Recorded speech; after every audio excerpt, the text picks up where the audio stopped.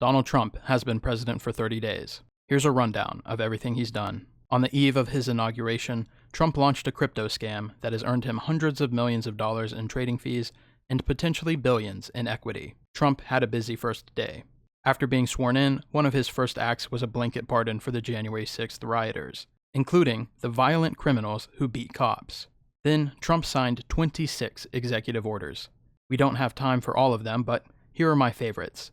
Executive Order 14172, which renamed the Gulf of Mexico to the Gulf of America.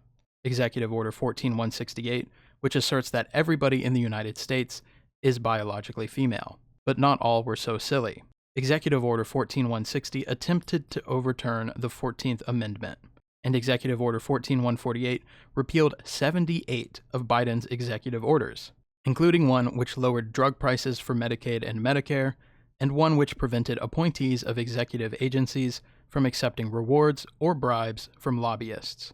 In his Day 1 speeches, Trump set the tone for his administration by stating his intent to inflict 25% tariffs on Mexico and Canada, our closest allies. He reiterated his interest in taking over Greenland and his desire to reclaim the Panama Canal. And that's all I have for Trump. Let's see what Elon Musk was up to. Yikes. On Day 2, Trump was surprisingly based by pardoning Ross Ulbricht. Then he continued repealing executive orders. I'd like to highlight one in specific, Executive Order 11246, signed in 1965. It is an innocuous but important civil rights era executive order that prevents discriminatory hiring practices for federal employees. Day 3 was a rather quiet day. Only one executive order was signed, 14175, which designates the Houthis as terrorists. The Trump administration then shut down the White House Office of Gun Violence, and the Justice Department halted police reform agreements. Trump then sat down for an interview with Sean Hannity, where, according to CNN, he lied about a dozen times, mostly about January 6th and his overwhelming presidential victory, which wasn't so overwhelming considering Biden had a more impressive victory margin in 2020. Then Trump expressed his interest in dismantling FEMA and putting disaster relief in the hands of the states. Day 5 saw Trump deliver remarks to the World Economic Forum to reiterate his threat of global tariffs. He also presented a very specific message. Trump promised the lowest taxes in the world for any company that began producing their products in America, thus doubling down on tax cuts for corporations. In another appearance, Trump expressed his interest in creating power plants for the impending artificial intelligence boom. He stated these power plants wouldn't be fueled by renewable energy, but by, quote, good clean coal, unquote, something that does not exist. He also ordered the declassification of the JFK files. On Day 5, despite lawmakers questioning his utter lack of experience, Crusadeaboo Pete Hegseth was confirmed as Secretary of Defense. Meanwhile, Trump visited California to survey the damage from the LA wildfires, where he threatened to withhold federal disaster relief unless California enacted a superfluous voter ID requirement. Day 6 began with Trump wanting to repaint Air Force One, where I can only speculate he thinks baby blue makes him look gay. Anyways, a slow news day for Trump. Let's see how Elon is getting along after the misunderstanding surrounding his heartfelt salute. It's okay, it's good to be proud of German culture, German values, and not to lose that in some sort of multiculturalism that dilutes everything. Back to Trump. He had a call with the King of Jordan, during which he expressed his desire to remove all Palestinians from the Gaza Strip and send them to, quote, Arab nations, unquote. A true geopolitical mastermind. Anyways, the night ended with Trump firing more than a dozen inspectors general. These are nonpartisan watchdogs who prevent waste, fraud, and abuse in our federal government, the three words which define this administration. Speaking of which, January 25th was the beginning of the terrorist condom saga. This whole debacle spanned several weeks, so let me just get to it all now. On January 25th, Press Secretary Leavitt announced DOJ stopped a $50 million shipment of condoms to the Gaza Strip. Trump elevated this claim by doubling the number to $100 million of condoms to Hamas as a method of making bombs. In actual fact, the funds were being sent to the Gaza province of Mozambique. Funds were allocated to combat the spread of HIV and tuberculosis over a 3-year period, which did include some provisions for contraceptives. Despite being debunked almost immediately, this lie continued to be spread for 2 weeks until a reporter confronted Trump and Musk, with the latter commenting, well, quote, nobody is going to bat 1,000, unquote. 2 weeks later, Trump reiterated his original lie that USAID sent $100 million of condoms to Hamas to manufacture bombs. On to lucky day number 7, which began with Trump playing his first round of golf since starting his second term. Between holes, Trump entered us into a 15-minute trade war with Colombia, who is our #1 coffee supplier. All this over the optics of his deportation campaign.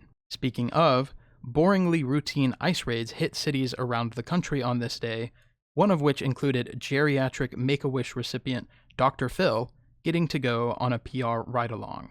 On day 8, Trump signed Executive Order 14183, which banned transgender individuals from serving in the military. The White House paused all federal grant and loan disbursements to disastrous effect. Trump once again pressed on the issue of clearing out the Gaza Strip, this time pressuring Egypt to take in the Palestinians. The CDC was ordered to cease all communications with the WHO. Nothing bad can come of that, I'm sure. On day 9, news broke that the Trump administration would be offering buyouts to federal workers who don't want to return to office. Trump offered 9 months severance if they resigned within the week. Meanwhile, the rest of the country, by which I mean most government agencies down to the state and local level, were still in chaos over the federal funding freeze, including state Medicaid agencies, which the administration explicitly declared would not be affected.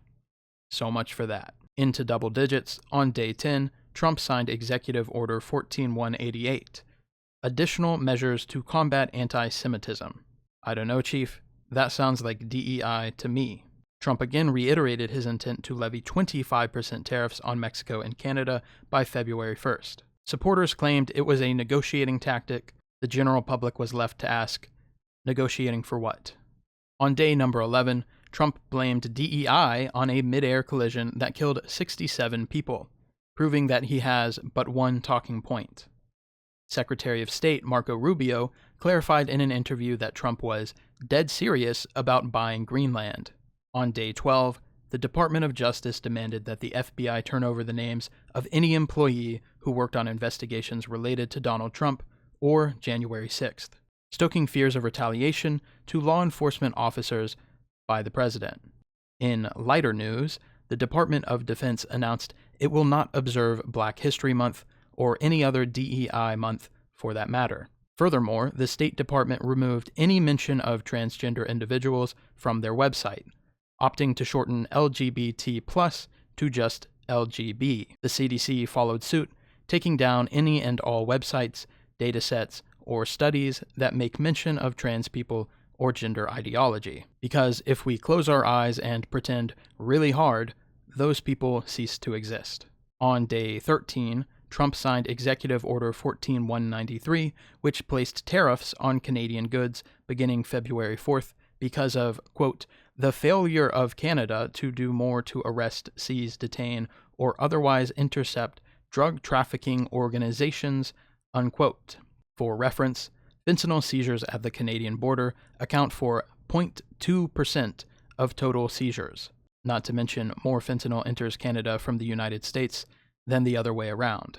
With centuries of Canadian goodwill burned to ash, Canadian Prime Minister Trudeau announced retaliatory tariffs targeting red states. And now Canadians boo the U.S. national anthem at sporting events. On day 14, Trump doubled down on the U.S. taking control of the Panama Canal. He said if China isn't stripped of its influence at the canal, then, quote, something very powerful is going to happen, unquote. He refused to elaborate. It should be noted that the Chinese government exercises zero control over the Panama Canal. Trump then tripled down on his impending tariffs against Canada and Mexico, but kept his negotiations vague. Meanwhile, February 2nd marked the start of the constitutional crisis. Elon Musk and his Doge Brain Trust, which included a racist and a teenager known as Big Balls, finally gained access to the United States Agency for International Development, with plans to shutter the agency, a move that is entirely illegal because its funds were appropriated by Congress. On day 15, Trump repealed his Mexican-Canadian tariffs.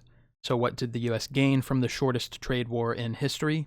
Outside experts told the AP, quote, "not much," unquote.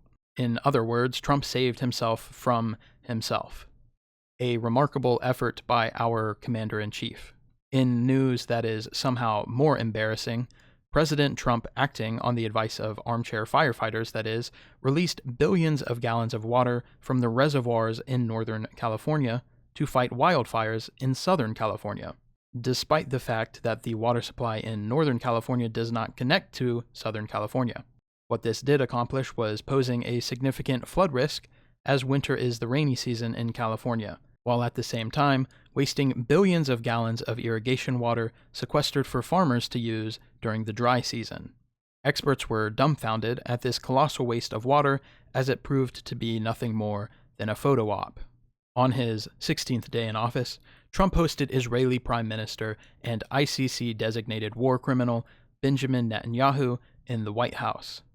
During the press event, Trump announced his intention for the United States to take control of the Gaza Strip, to forcibly relocate nearly 2 million Palestinians, and develop the region into, quote, the Riviera of the Middle East, unquote. When pressed by reporters, Trump claimed Palestinians have no future in the Gaza Strip. In polite conversation, we would refer to this as ethnic cleansing. At the end of the event, Trump suggested he receive a Nobel Peace Prize for his contributions to that conversation. Yikes. On day 17, Trump signed Executive Order 14201, which prevents federal funds from going to schools that allow trans women to participate on female sports teams or enter female locker rooms. February 5th was also the deadline for Trump's buyout to federal employees. It is estimated some 65,000 federal workers took the deal and resigned. Day 18 marked the end of USAID, as some 10,000 employees were placed on administrative leave. In more Doge news, a federal judge prevented Doge from hacking into the Treasury payment system. Meanwhile, Trump signed Executive Order 14203, which imposed sanctions on the International Criminal Court for daring to label the aforementioned war criminal, Benjamin Netanyahu, a war criminal. For reference, the most conservative estimates say that about 50,000 Palestinians have been killed since October 7th, 70% of them being women or children. Sources on the ground suggest this number could be up to 4 times higher.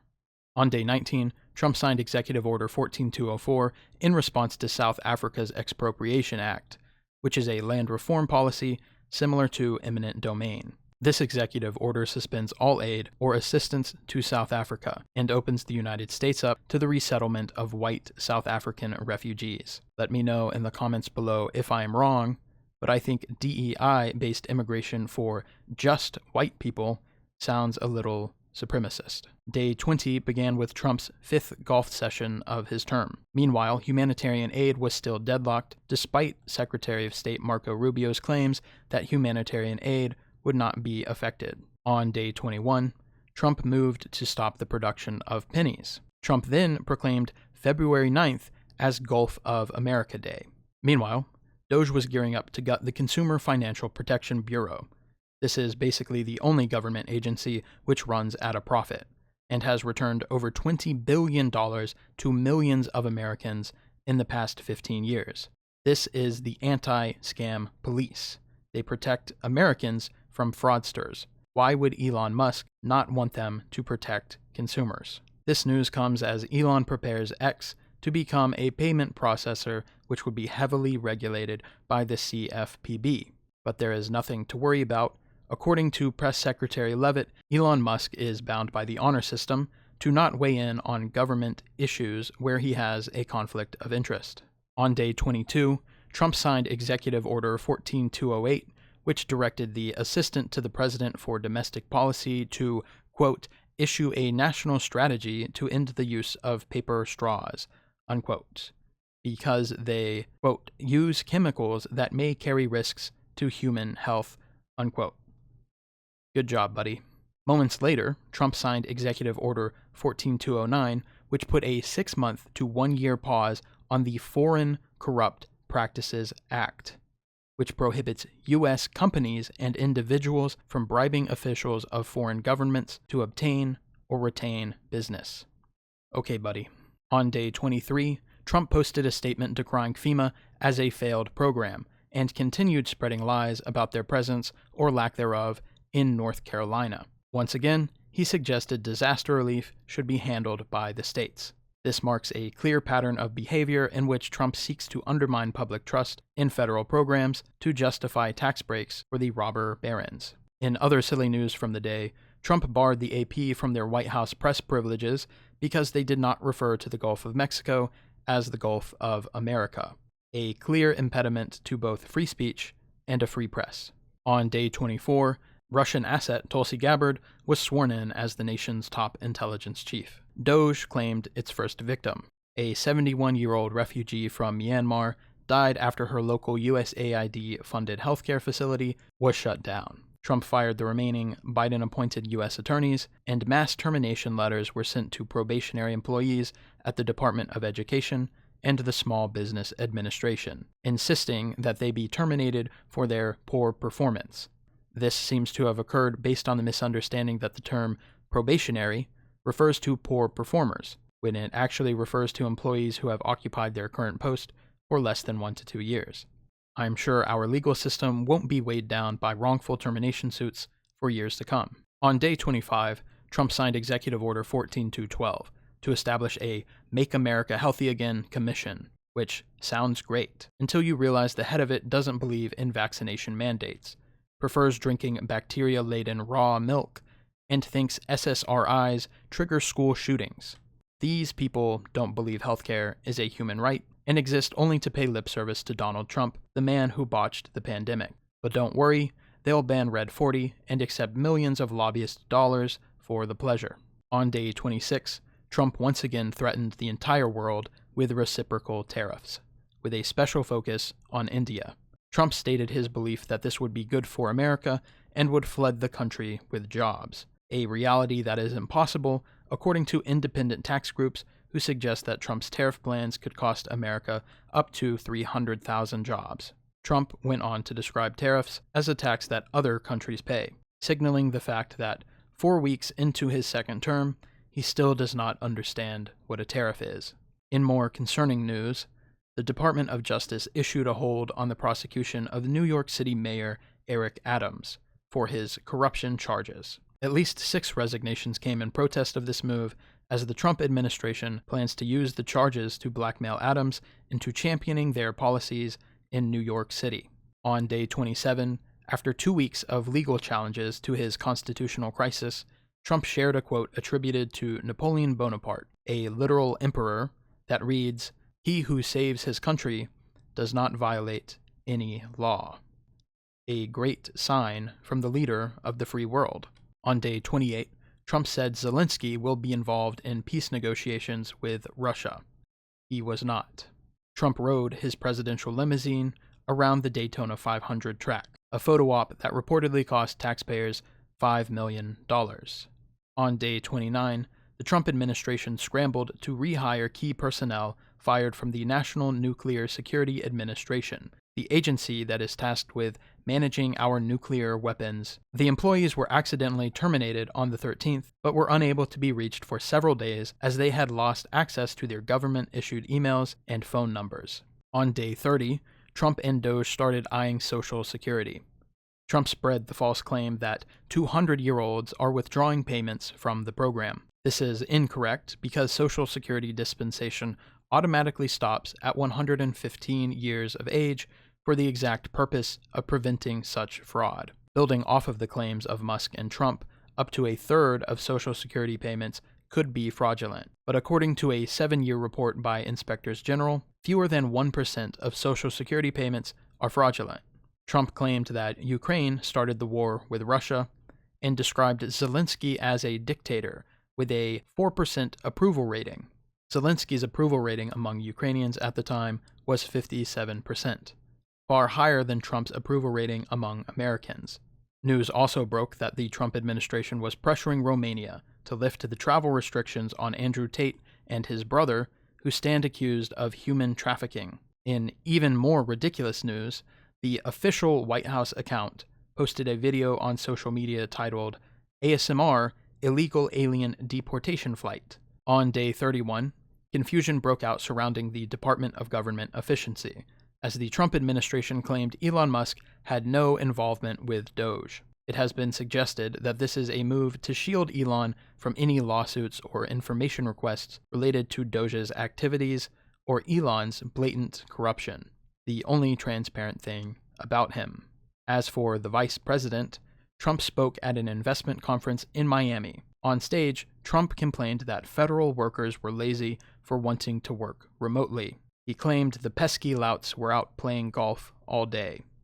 In other news, Trump spent the last 4 days of his first month in office playing golf while working from home at his Florida resort. Irony is dead. And that's been month 1 of Donald Trump. If you're still watching this video, then you must have liked it, or you fell asleep. I'll be posting monthly updates of the Trump presidency until he's out of office, so subscribe. I'll see you in 28 days.